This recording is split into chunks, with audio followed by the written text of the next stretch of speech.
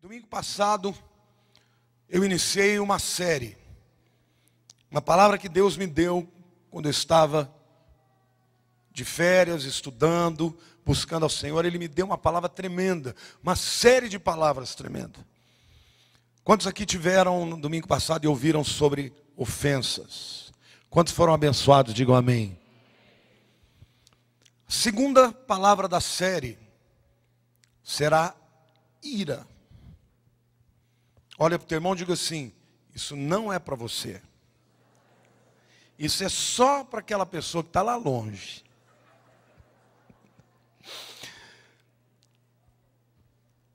Eu quero começar lendo um texto de um grande líder negro chamado Malcolm X. Quantos já ouviu falar do Malcolm X? Ele disse assim: quando as pessoas ficam tristes, geralmente não fazem nada, só ficam chorando pela sua condição. Mas quando elas se iram, elas promovem mudanças. A ira é uma emoção muito poderosa. Ela é muito forte. Malcolm X foi um líder que se levantou contra toda injustiça, contra todo preconceito, contra toda desigualdade. Mas diferentemente de um outro grande líder negro nos Estados Unidos, chamado Martin Luther King, ele apostou na ira. Enquanto Martin Luther King, por ser um cristão, foi instrumento de Deus para mudar a história de uma nação, mesmo que para isso ele tivesse que dar a sua vida. Mas hoje, nos Estados Unidos tem um dia chamado Martin Luther King Day, o dia de Martin Luther King. E Malcolm X passou, deixou o seu legado, mas deixou uma geração de pessoas amarguradas e iradas. Hoje eu quero falar para vocês sobre a ira. A ira, como eu disse, é um sentimento, é uma emoção poderosa, mas que na grande maioria das vezes aprisiona as pessoas. E uma das armadilhas de Satanás mais importantes nos nossos dias é a ira. Por isso, ao falar sobre o tema, eu quero começar dizendo para você que a Bíblia, diga a Bíblia, adverte sobre as armadilhas da ira. Eu fui fazer algumas pesquisas na Bíblia, coloquei na concordância, para ver quantos casos tinham de pessoas que estragaram a sua vida por causa da ira. Daria para eu pregar mais de semana. Então eu elenquei alguns casos aqui que para mim são muito importantes para compartilhar com vocês. O primeiro caso é Caim e Abel. Dois irmãos que deveriam ser companheiros a vida toda. E no entanto, por causa da ira e do ciúme, Caim mata Abel. É o primeiro fratricídio da Bíblia. A ira é capaz de levar um irmão a matar o seu irmão. Simeão e Levi, dois filhos de Jacó e, portanto, debaixo da bênção de Deus. Jacó tinha 12 filhos, mas ele tinha uma filha, Diná. E esta filha foi violentada por um jovem chamado Siquém, príncipe de uma tribo e de uma cidade chamada Siquém. Mas esse jovem estava apaixonado e ele então decide reparar o seu erro e se casa com Diná. Mas Simeão e Levi, dois irmãos, dizem: como é que ela vai casar com um incircunciso? Se vocês querem casar com a minha irmã, você tem que se circuncidar. Ele topou.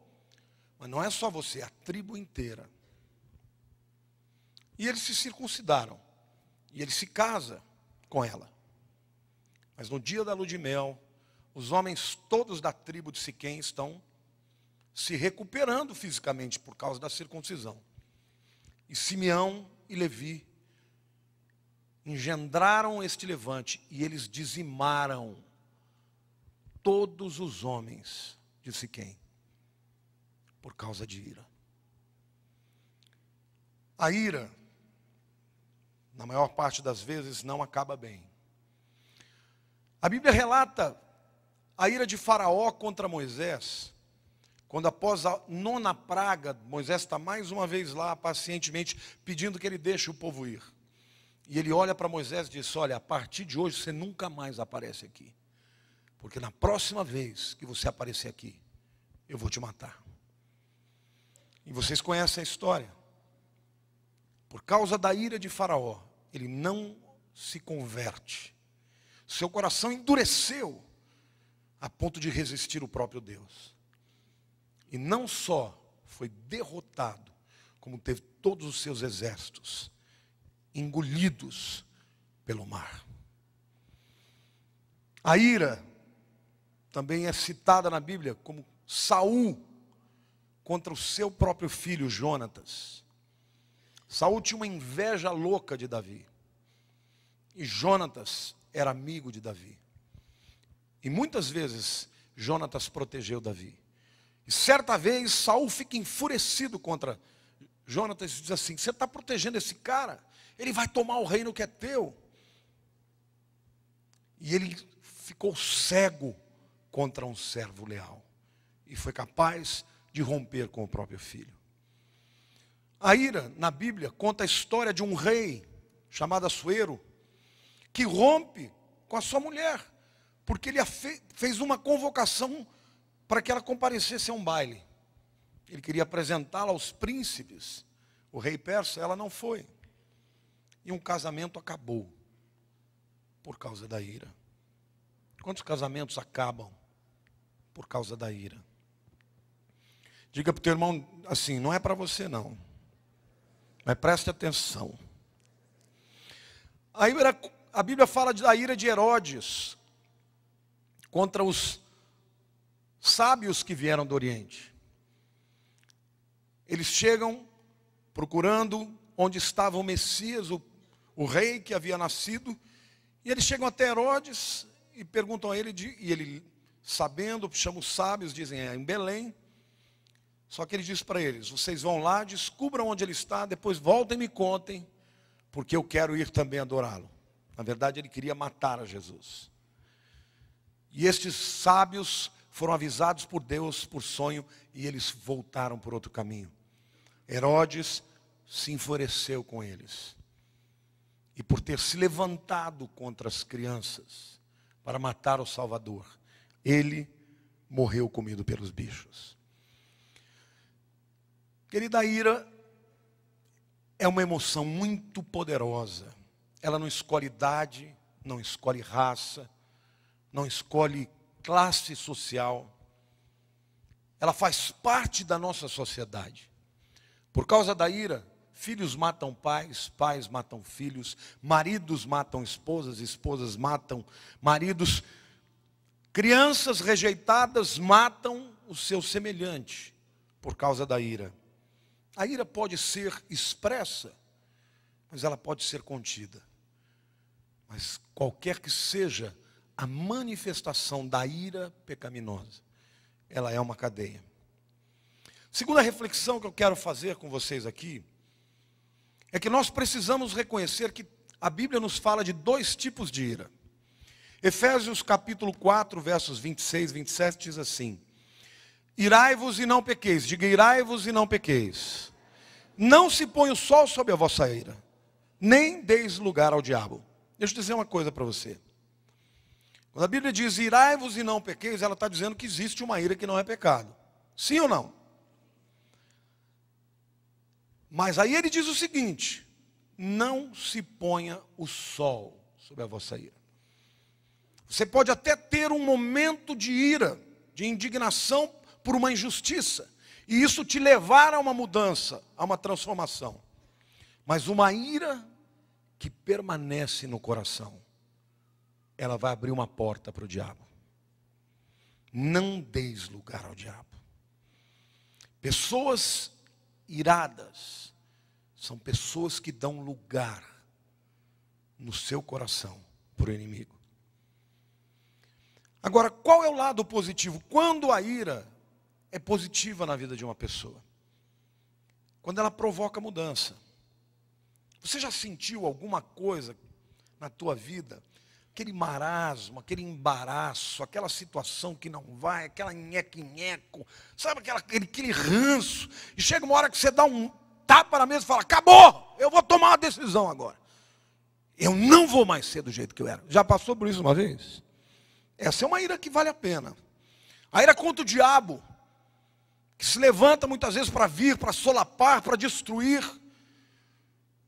Quando alguém age por conta de uma ira santa, como Jesus agiu, a ira é positiva. A ira, ela pode nos dar energia para tomar uma posição. Então é aquela mulher que tem um marido bêbado. E ele todo dia chega bêbado em casa, bate nela, grita, bate nas crianças. Chega uma hora, ela tranca a porta, troca a chave e fala assim, ó, você só volta a pisar aqui depois que você se curar. Esse tipo de ira é uma ira que não é pecaminosa. Ela pode produzir uma indignação que leva à transformação. Mas tem a ira, que é uma armadilha de Satanás. Porque ela prende, ela aprisiona o coração das pessoas, de maneira que elas perdem a esperança, a pureza, a doçura. E deixam de crer no futuro. Diga para a pessoa do teu lado, não deixe o inimigo te prender na ira. Você sabia que a ira, ela altera até o físico? Vocês já perceberam que uma pessoa irada, qual é a face dela, acontece o quê? Enrubrece, não é isso? As narinas se abrem, certo ou não? Você percebe. A minha narina é muito fina, não dá para fazer. Mas por que isso? Porque uma pessoa irada, a sua pressão arterial sobe. Seus batimentos cardíacos sobem. E aí ela precisa hiperventilar, ela precisa de mais oxigênio. Por isso, naturalmente, ela abre as narinas. E tem muita gente que diz, não, quem guarda a ira para si fica doente, tem que soltar mesmo. Mentira, viu? Há uma estatística nos Estados Unidos que dizem que pessoas explosivas têm 50% mais de chance de morrer do coração, de ter ataque cardíaco. Olha para o teu irmão do lado. Estourar faz mal para a saúde. Diga, do outro e da sua. Não é a solução. Então a ira pode ser muito funesta. Agora, além de prejudicar o corpo, porque também existem estudos que mostram que por trás da ira está a depressão, por trás da ira estão os distúrbios psicológicos, alimentares. A ira, querido, tem que ser trabalhada na nossa vida. Porque a ira pode aprisionar um crente, uma pessoa a quem Deus ama, para quem Deus tem o melhor. E esta pessoa ficar amargurada e destruída por causa de uma armadilha do diabo. Agora, será que eu tenho problema de ira? Olhe para a pessoa do lado e diga assim, eu não sei você, mas eu estou interessado em saber se eu tenho problema de ira. Quantos aqui querem saber se tem problema de ira? Eu vou fazer algumas perguntas, se a resposta for sim, você tem problema de ira. E eu já vou avisando aqui. Não é por irmão que está do teu lado, não. Porque, querido, com as perguntas que eu vou fazer aqui, não vai sobrar ninguém. Primeira pergunta, você tem impulsos de ferir a si mesmo ou aos outros? Alguma vez você já teve vontade de bater a cabeça na parede? Alguma vez você já deu murro na mesa, murro na parede, murro na... Quantos já fizeram isso? Então você tem problema de ira. Segunda pergunta. Você é sarcástico com os outros? Sabe aquele tipo de pessoa que está sempre dando uma cutucadinha assim, sarcástica? Porque tem o irado que explode e tem o irado que solta em conta-gotas. É o veneno a conta-gotas. Ira.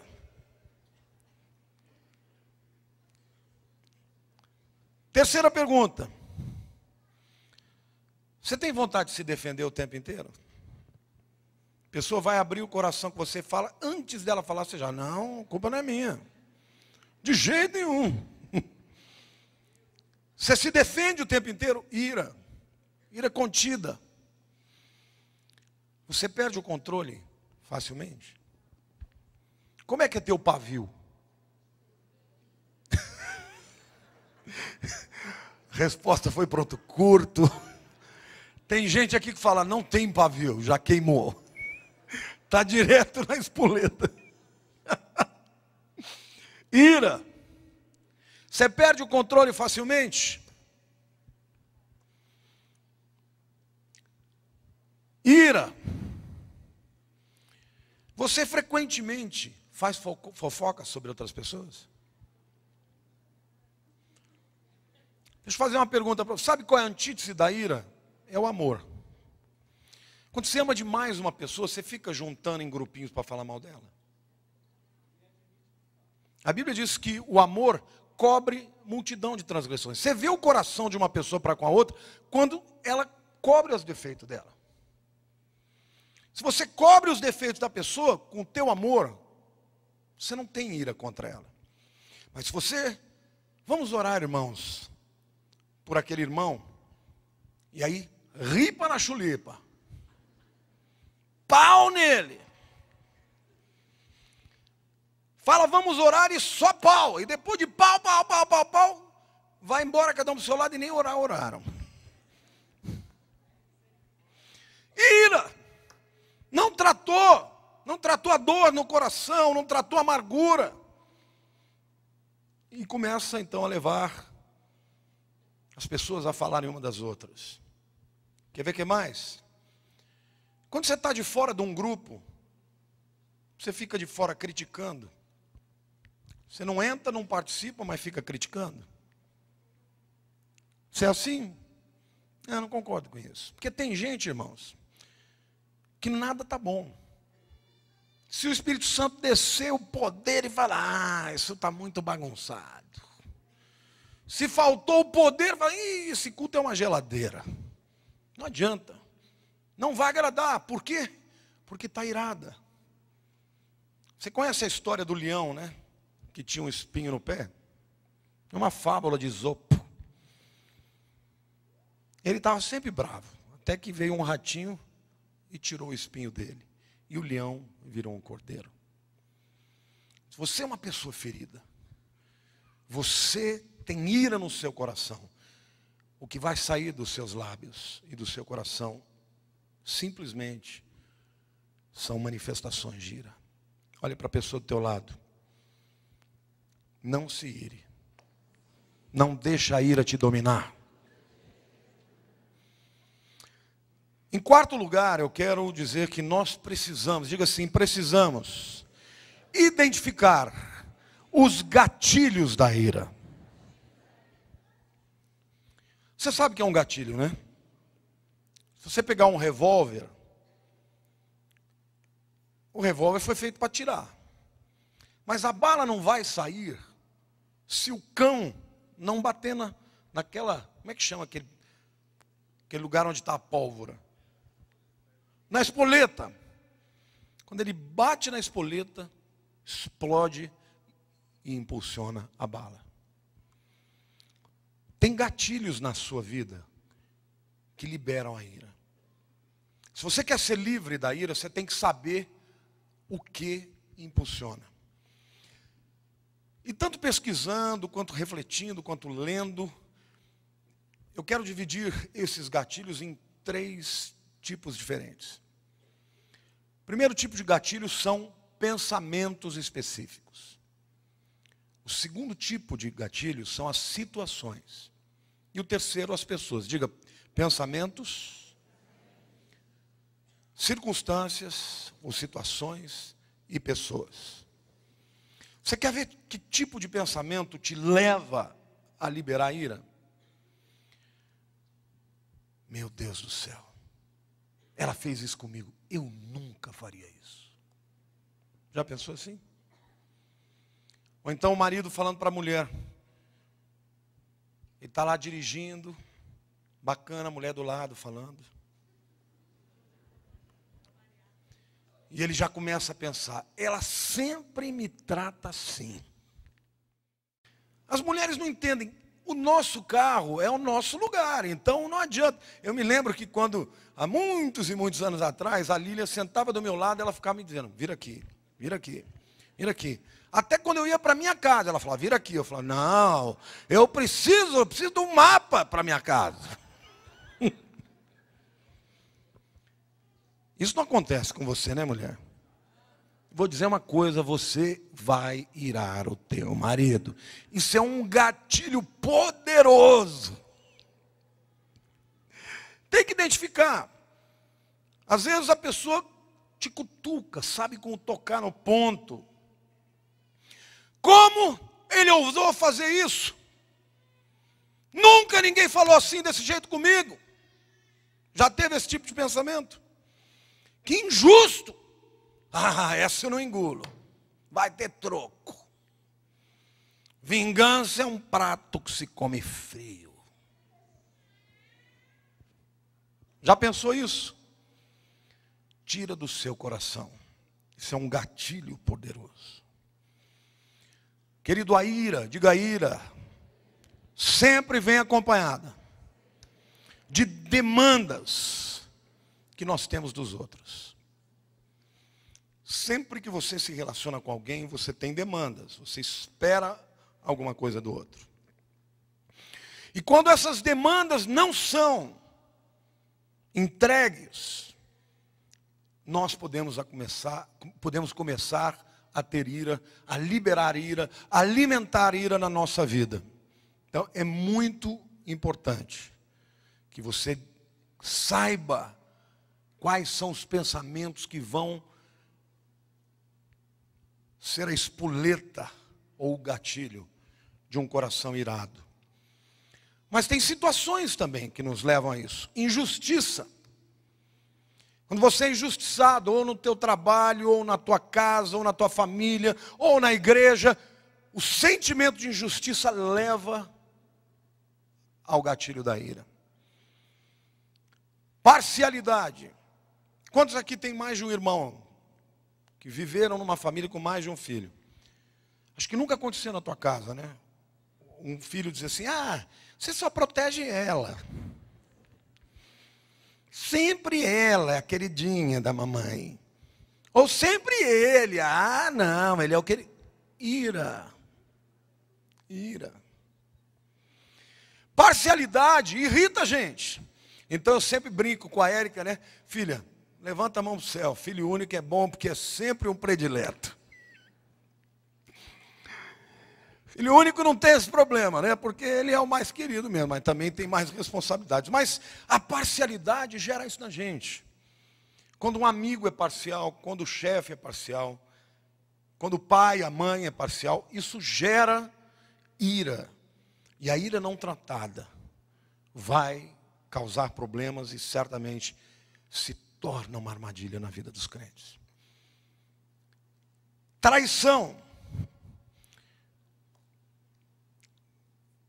Você já viu alguém fazer loucura por causa de traição? Vou dizer para os homens, cuidado, hein? Mulher traída mata. Corta em pedacinho, bota dentro da mala. Ainda sai para passear. Cuidado. Ela pode ser frágil, mas olha, a mulher quando fica brava, sai de baixo.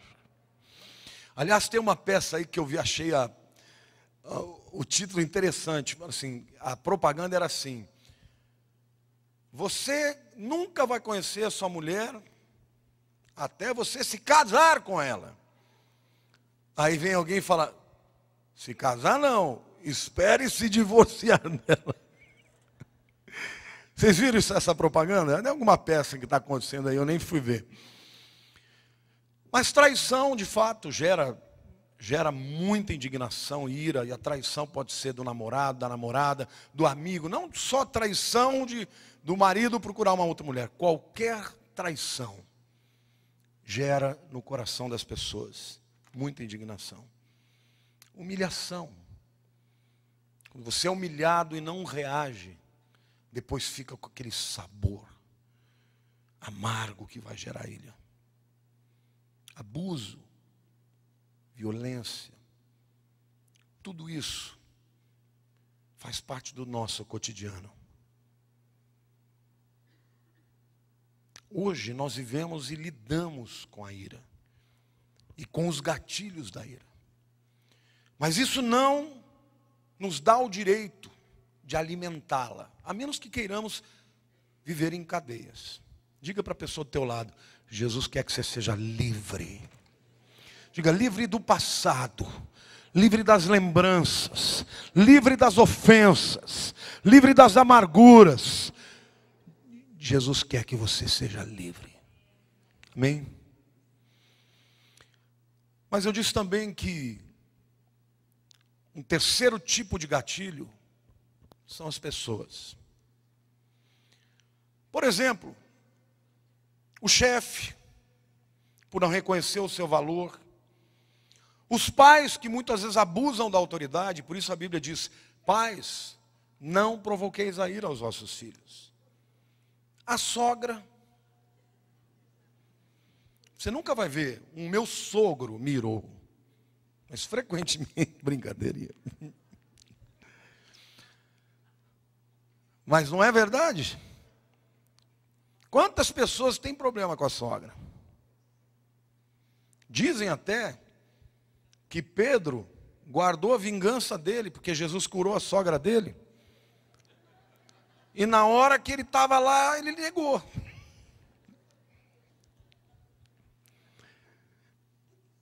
O sogro, a nora, o genro, o pastor. Qualquer um pode ser instrumento. Qualquer um pode ser a pessoa que vai provocar ira na sua vida. Agora, não adianta identificar o gatilho, porque o gatilho, ele não é a raiz da ira. É o que levou a ira a ser expressa. Mas Deus quer que você identifique a raiz da ira. Vira para a pessoa do teu lado e diz assim: nós precisamos descobrir as raízes da ira. Você tem que descobrir o que foi que causou aquilo. Qual foi o trauma? Qual foi a ferida? Qual foi a situação emocional? Quem te diminuiu, te envergonhou? Quais as pessoas que te decepcionaram? Qual foi a perda que você teve? Talvez tenha sido financeira, talvez perdeu o pai, a mãe num período tenro da infância. Talvez tenha sido um divórcio que causou feridas no coração da criança. Durante muito tempo, as pessoas justificam. Eu sou assim porque eu tive feridas, eu sou assim porque meu pai fez isso, eu sou assim porque minha mãe fez isso. Querido, a vida é dura. Olhe para o teu irmão do lado e diga: a vida é dura. Mas você tem que fazer uma decisão de ser feliz, de agradar a Deus e de andar livre no poder de Jesus. Amém? Quantos creem e querem isso? Diga: eu quero isso em nome de Jesus na minha vida. Por isso eu quero dar aqui alguns textos da palavra de Deus e depois vou dar um segredo fantástico. Vamos começar com os segredos bíblicos para nos livrarmos das armadilhas da ira. Primeiro está em Tiago 1, 19 e 20, que diz assim: sabeis essas coisas, meus amados irmãos. Todo homem, pois, seja pronto para ouvir, tardio para falar, tardio para se irar. Porque a ira do homem não produz a justiça de Deus. Tem gente que lê esse texto ao contrário. Ele é lento para ouvir e pronto para falar. A palavra no grego, a língua original do Novo Testamento, quando diz pronto, no grego a palavra é taxi. que é um táxi? É um transporte rápido. Táxi significa ser rápido. Essa é a palavra que originou a palavra taquicardia. Taquicardia é quando o coração acelera. Então, a Bíblia diz que você tem que ser pronto para ouvir, tardio para falar. Tardio, a palavra brades, que também bradicardia, quando você está com o coração batendo devagar demais. A palavra significa originalmente, sabe o quê? A pessoa meio patsa. Você sabe o que é um patso? É um cara meio detraquê. Tem um QI baixo. A pessoa fala um absurdo para você falar, como? Acho que eu não entendi. Diferente daquele que quando a pessoa começa a falar, ela já conclui. Não é gente assim que você começa a falar, ele já... Eu nem falei, não, mas você vai falar isso. Não, não era nada disso que eu ia falar.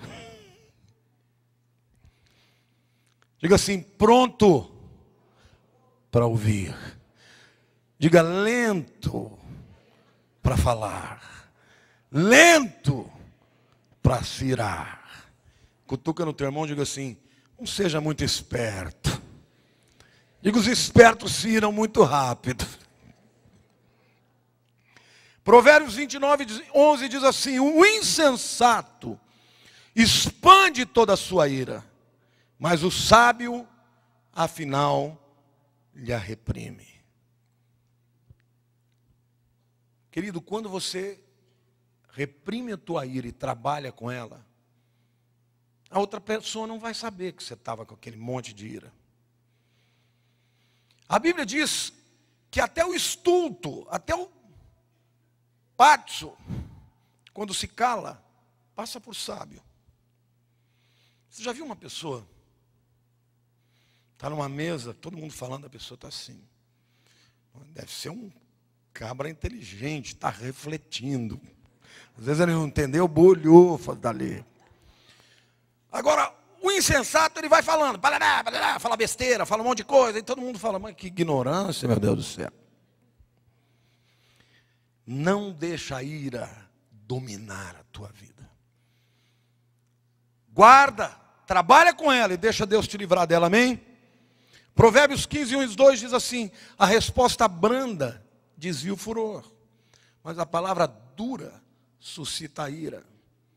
A língua dos sábios adorna o conhecimento, mas a boca dos insensatos derrama estultícia. Já viu o ditado que diz quem fala o que quer, ouve não quer? Ouve o que não quer? Guarda a tua boca, não libera a tua ira. A ira contida já faz mal, a ira liberada faz muito mais mal. Romanos 12, 19 a 21 diz assim, não vos vingueis, olha para o teu irmão e diga, não vos vingueis a vós mesmos, amados, mas dai lugar à ira. Que ira é essa? É do homem. Porque está escrito, a mim pertence a vingança. De quem que é a vingança? Diga para o teu irmão, a vingança é do Senhor. Diga, eu é que retribuirei, diz o Senhor. Aí tem gente falando, glória a Deus, já descobriu o texto que Deus tem para mim. Quando o irmão fizer uma coisa para mim, eu vou lá e fazer, Deus, mata o cara. Vinga até a 50ª geração. É isso que a Bíblia diz. Não é isso. A Bíblia não está dizendo para você ficar fazendo oração imprecatória. Gente, tem gente que pensa que pode amaldiçoar os outros. Conheço pastores que falam, a ovelha que fez contra mim está na minha mão, eu não solto nunca mais. Se alguém já te falou isso, fique tranquilo que você está solto em nome de Jesus. Porque Jesus te libera, Jesus não te prende em nada. E não tem homem neste mundo que pode prender a tua vida, só se você deixar. Diz assim, eu é que retribuirei, diz o Senhor. Pelo contrário, se o teu inimigo tiver fome, dá-lhe de comer. Se tiver sede, dá-lhe de beber, porque fazendo isso amontoarás brasas vivas sobre a sua cabeça. Não te deixes vencer do mal, mas vence o mal com o bem. Está me entendendo? Sabe por que a Bíblia diz que você tem que entregar para Deus? Porque quando o homem vai exercer o juízo, ele pode errar. Ele pode passar das contas, ele pode interpretar errado. Quando você entrega para Deus, Deus, a minha visão é essa. O meu desejo é esse, mas eu não vou fazer isso, eu vou entregar nas tuas mãos. Enquanto isso eu vou abençoar meu irmão. E querido, quando você abençoa o inimigo vira amigo. E Deus transforma a amargura em doçura.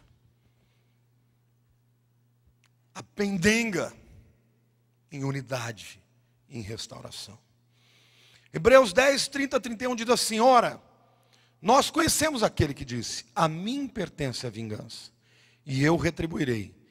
E outra vez, o Senhor julgará o seu povo. Horrível coisa é cair nas mãos do Deus vivo. Tem gente que exortada, admoestada, continua a fazer o mal. Eu aprendi uma coisa: eu não me defendo. Falou mal de mim, Deus te abençoe, eu não perco nem meu tempo. Por quê? Porque quanto mais falam, Deus mais me abençoa, mais abre portas, mais me levanta. Sabe por quê? Porque da minha boca não vai sair. Queridos, nunca na minha vida eu dobrei meu joelho para dizer: Deus, vinga. Minha oração: Deus, se eu fiz algo de mal para essa pessoa, eu quero que o Senhor me perdoe, mas eu libero a tua bênção sobre essa vida. E quando eu ajo assim, Deus vai abrindo as portas. Amém? Faça assim. Não deixa a ira dominar o seu coração. Não deixa o diabo te colocar nessa armadilha. Porque quem vive com a ira é amargo. Está preso no passado, tem medo do futuro. Mas quem libera o perdão não tem que se preocupar com nada. Deus cuida de mim. Diga para o teu irmão: Deus cuida de você. Salmo capítulo 4, versos 3 a 5 diz assim: sabei, porém, que o Senhor distingue para si o piedoso. O Senhor me ouve quando eu clamo por Ele. Irai-vos e não pequeis. Consultai no travesseiro o coração e sossegai. Ofereceis sacrifícios de justiça e confiar no Senhor. É impossível que a gente passe pela vida e não viva e não experimente a ira. Mas se você deixar a ira, ela vai te dominar. Se você levar a ira do dia para o outro, de hoje para amanhã, amanhã ela já virou veneno. Querido, não seja dominado pela ira. É mais gostoso amar do que odiar. Amém? Colossenses 3,8 diz assim: agora, porém, despojai-vos igualmente de tudo isto: ira, indignação, maldade, maledicência, linguagem obscena do vosso falar. Despojar é se despir. Quando a ira vem sobre a vida de alguém, ela veste essa pessoa. E Jesus está dizendo para você: se despoje de ira, de maledicência. Amém? Toca na pessoa do teu lado e diga assim: deixa Jesus fazer uma obra na tua vida. Eu falei dos segredos e dei alguns segredos aqui da palavra de Deus, mas agora eu vou falar do maior de todos os segredos. Olha para o teu irmão do lado e fala: você quer descobrir o maior de todos os segredos? Para vencer a ira. Quantos aqui querem descobrir o maior de todos os segredos para vencer a ira? Em nome de Jesus. Apocalipse capítulo 3, versículos 7 e 8. Jesus está falando com a igreja de Filadélfia. No livro de Apocalipse ele começa escrevendo para 7 igrejas. Só a igreja de Filadélfia, cujo nome significa amor fraternal, recebe elogios e nenhuma crítica. E Jesus diz para essa igreja, diga para a pessoa do teu lado: você precisa ter amor fraternal. Olha o que Jesus diz para essa igreja. Carta à igreja em Filadélfia. Ao anjo da igreja em Filadélfia escreve: Estas coisas, diz o santo, o verdadeiro, aquele que tem a chave de Davi, diga a chave de Davi, que abre e ninguém fechará, diga que abre e ninguém fechará, e que fecha e ninguém abrirá, diga que fecha e ninguém abrirá. Jesus, eu conheço as tuas obras, e eu tenho posto uma porta aberta diante de ti, que ninguém pode fechar. Sabe o que Deus falou comigo, quando eu li esse texto? Pessoas iradas são pessoas cujas portas se fecharam. E Deus me diz, diga à minha igreja, que o meu povo precisa é de uma porta aberta. Quando uma porta se fecha, Deus está dizendo, eu tenho uma porta aberta para você. Gente que só bate em porta fechada fica amargo, incrédulo, reclamão, mas quando as portas se abrem, o coração alegra. Amém ou não? A Bíblia diz que quando o povo veio do cativeiro, e diz, quando nós viemos, voltamos para Sião, os nossos lábios se encheram de riso, a nossa língua de júbilo, então se diziam entre as nações, grandes coisas fez o Senhor por ele, por isso estamos felizes, alegres. Amém? Deus me mandou te dizer, o maior segredo para a ira é uma porta aberta. Mas esta porta do favor e da graça e da misericórdia só se abre, diga, só se abre com a chave de Davi.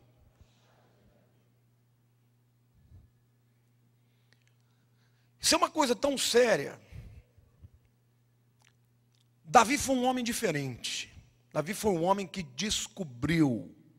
Quantos aqui gostariam de descobrir o jeito de agradar a Deus? Porque tem muita gente que pensa que tem que agradar o chefe, o patrão. Meu querido, não puxe o saco do teu chefe, seja leal a ele. Mas você tem que agradar a Deus, meu querido. Quem vai dar o destino para a tua vida está lá no céu. Quantos aqui querem descobrir o jeito de agradar o chefe que está no céu? O pai que está no céu, diga amém.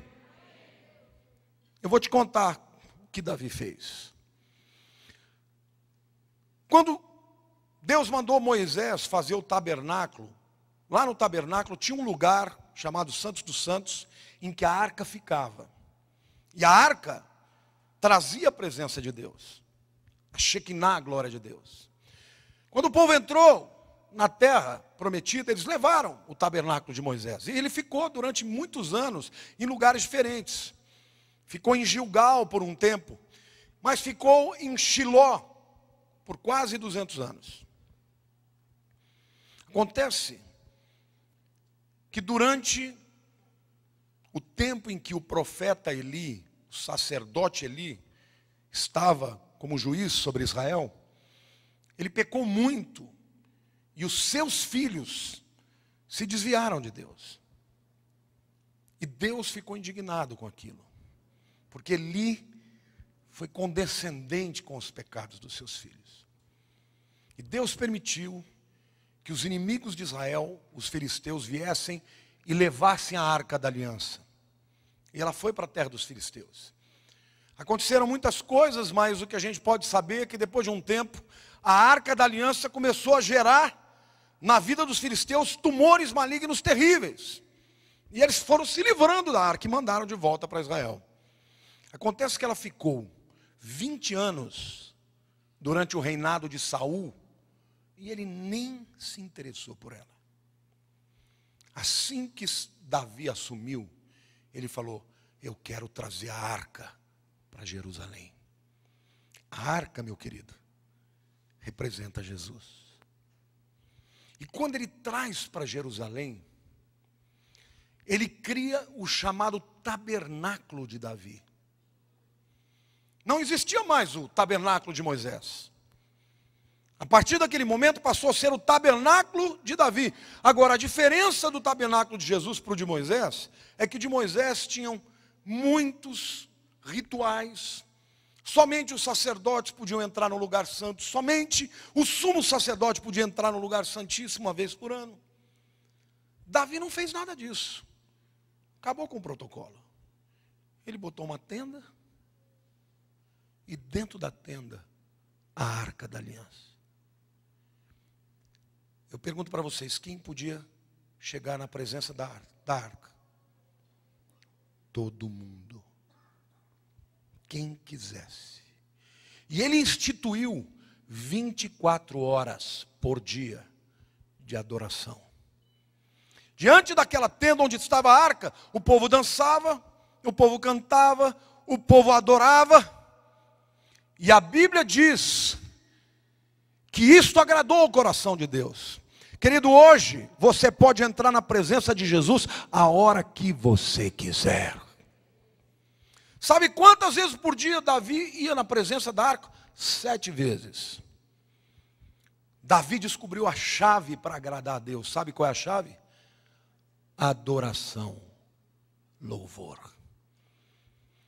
A Bíblia nos conta de um momento em que Saul e os seus exércitos estão perseguindo Davi.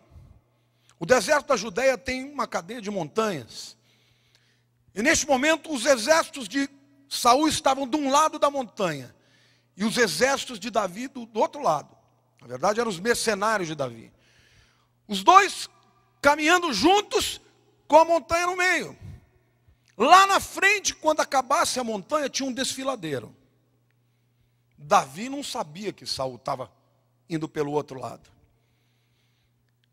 Mas os rabinos dizem que quando Davi começou a adorar, os exércitos de Saul mudaram a direção e voltaram. E eles não se encontraram.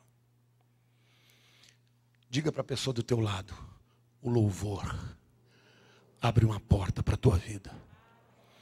O diabo quer que você se ire, que você fique indignado, que você faça todo tipo de elucubração. Essa é uma injustiça, eu vou tomar posição, eu vou reagir. E o diabo bate palma, porque é ele que vai sair ganhando. Mas quando você começa a adorar o Senhor, a Bíblia diz que Deus abre uma porta que ninguém pode fechar. Você está me entendendo isso, meu irmão? Deus tem uma porta aberta para você. E esta porta só se abrirá quando você adorar e louvar, não quando você murmurar. Davi foi um adorador. Você sabia que a maioria dos salmos que ele escreveu, ele o fez em momentos de dificuldade? Por exemplo, certa vez o filho dele, Absalão,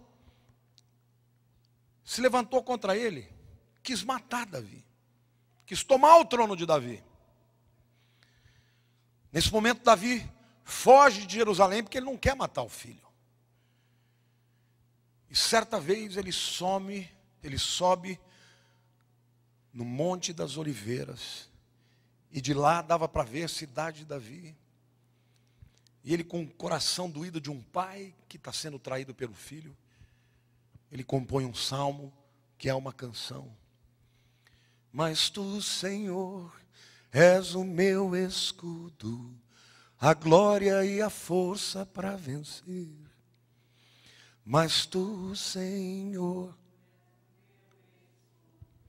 a glória e a... No Salmo 3º, o original em inglês é literal. Davi adorou ao Senhor. Ele estava com as mãos atadas. Ele não podia fazer nada. Ele não ia se levantar contra o seu filho. Mas enquanto ele adorava, Deus agiu em seu favor. Você está me entendendo? Davi adorava ao Senhor. Zacarias capítulo 12, o Senhor promete que nos últimos dias eu derramarei sobre a casa de Davi espírito de súplica e de graça. O que Deus quer derramar para a igreja hoje é o espírito de súplica e de graça. E Deus diz mais: eu levantarei o tabernáculo caído de Davi. Meu irmão, quando a tua alma começa a ser uma alma que murmura, é o tabernáculo de Davi que está caído. É o primeiro amor que esfriou. É o amor que saiu e deu lugar à ira, ao rancor. Mas Deus está dizendo para você hoje: abre a tua boca, mesmo que você não sinta, louve ao Senhor, e o diabo vai ser envergonhado na tua vida, e Deus vai abrir uma porta que ninguém pode fechar. Você está me entendendo? Dê um grito de júbilo ao Senhor, diga: eu creio.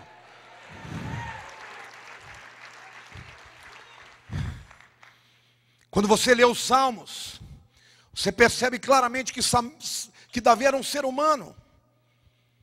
Quantas vezes ele começa o Salmo reclamando: como cresceram os meus inimigos, são muitos meus adversários. Não há salvação para eles em Deus. Ele começa murmurando, mas murmurando para quem? Não para o irmão, para Deus. E na presença de Deus, o espírito de súplica vinha. E de repente o coração de Davi mudava. E ele começava a dizer: mas tu, Senhor, és o meu escudo, a glória e a força para vencer. Deus me mandou dizer hoje para você, querido, se você tomar posse, você vai ter uma vida digna de honra e de vitória, e você será uma luz, um luzeiro, uma tocha a brilhar na escuridão. Deixa o espírito de louvor fluir da tua vida. Eu derramarei sobre a casa de Davi espírito de súplica e de graça. Eu creio que nós vivemos o tempo da igreja de Filadélfia. De nada adianta, irmãos, conhecemos a palavra, se nós não crermos que ela é o antídoto para as nossas feridas.